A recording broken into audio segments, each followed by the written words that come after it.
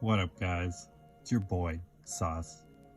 So, yeah, it just felt like bringing you another teaching. But as always, another reminder that you matter. You are valuable. You are cherished. You are important. Your voice has power. All you gotta do is speak. So, yeah, today I wanted to title this one Self-Discipline, the fire that forged me. And I will give you more self-examples with this teaching. Hope you guys can reflect and learn from my own trials. So I've had this one in my back pocket, and honestly, I spent most of the day trying to structure the thing. And they even added to it. But yeah, let's get to it. It might be short, I'm not sure. But yeah, so people talk about self-discipline like it's some kind of motivational buzzword. Like it's something you do when you want to just work out or wake up at 5 in the morning to crush life.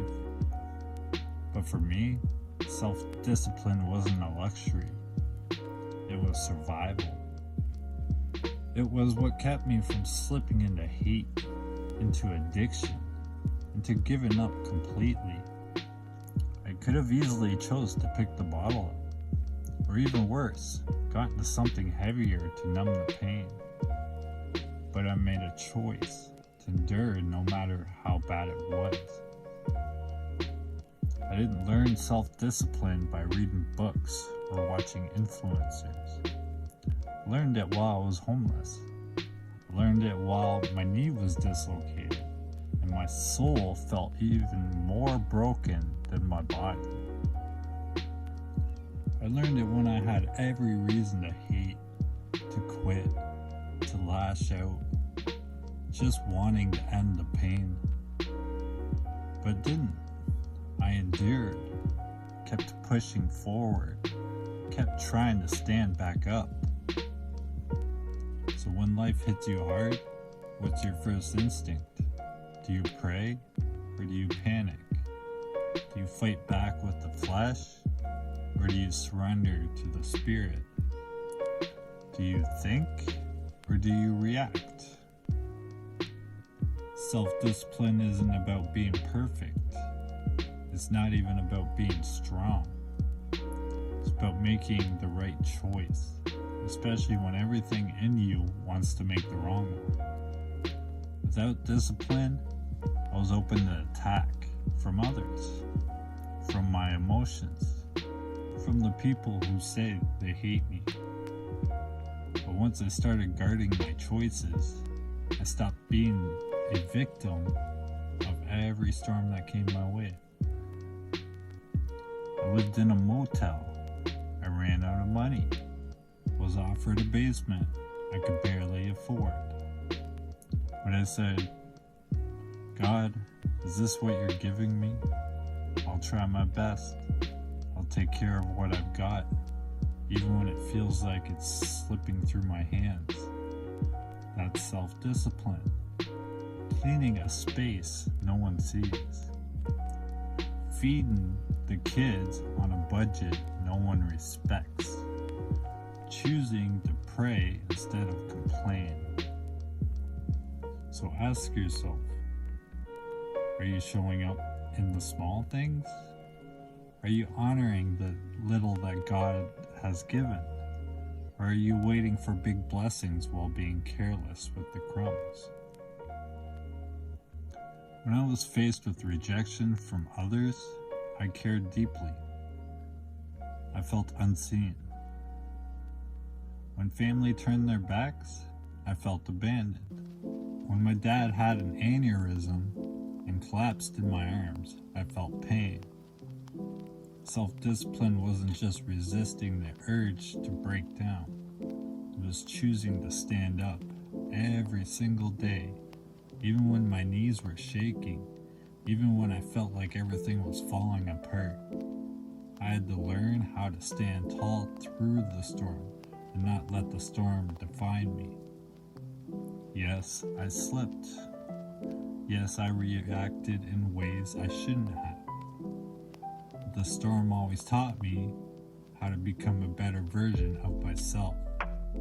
Not what I could do, but by who I am. So maybe that's where you are right now. You're slipping, you're spiraling. You may feel like you're reacting instead of reflecting.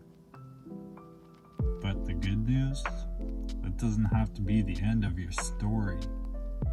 That failure could be the very fire that refines you. You just have to see it and take the necessary steps to be a better version of yourself. Some of the most undisciplined men I've seen are the ones who think they're in control. They try to control people, argue in comment sections, start drama. They bark orders. They can't even control their own thoughts, their own habits, or their own tongue. Sometimes we can fall into overthinking or holding back our feelings because we don't want to push others away or make them feel overpressured. This is natural. Take those thoughts captive. We admire from a distance, not because we're weak, but because we care too much to disturb the peace of someone we care about. That's love too. Quiet, patient, and disciplined. Wanting to be known, but not forcing it. Choosing peace, even when the heart wants to speak. That takes self-discipline. That's not you being a simp. That's you being real. That's you being human. Meant to love. Meant to care. And even when I don't speak my Lord's name aloud, He's still the reason I move this way. He's the one who taught me love doesn't always shout. It shows up and it stays. Self-discipline isn't about shutting your emotions down or pretending you don't feel. It's about getting in tune with them, understanding why you feel what you feel, and choosing not to let those emotions rule over you. You don't have to bottle it up or bury it deep just to look strong. Real strength is letting yourself feel without letting it break you. It's being honest with yourself, but still rooted enough to move with wisdom, not impulse. Self-discipline is about dying to self, surrendering to God daily. It's not about being your own God. It's about obeying the real one and acknowledging He made you in His image. Because I chose discipline, my kids have a father who shows up and never gave up. The ones who hate me, who have no ammo left to use, they spiral trapped in their own resentment, refusing to self-discipline themselves. My past doesn't dictate my next move. My soul's not for sale, but my heart has always been open. I still get tempted. I still get tired. I still feel deeply, even more than ever.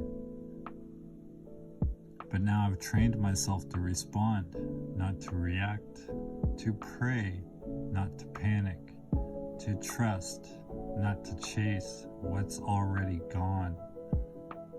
Yes, there's still a part of me that wants others to see me for who I am now, not who I used to be. But don't we all? Isn't that human nature? To want acceptance from the ones we love?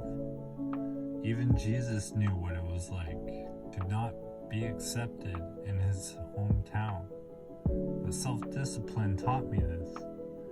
It's not about being accepted by others. It's about accepting yourself. No one's perfect. We all have flaws, but we can reflect on our flaws and try to be a better person. Self-discipline didn't just save my life, it shaped me. And it's a daily process. And here's what I've learned. God will give you strength, but you have to choose it, to use it. You won't always get applause. You won't always get comfort. You won't always get relief. But you will get freedom. And with that, peace of mind. And that freedom, that's where the real you begins to live. Yeah, I hope you guys enjoyed that. Remember what I said, look inwards, not outwards. Stay positive and humble and turn to Jesus Christ, getting that word.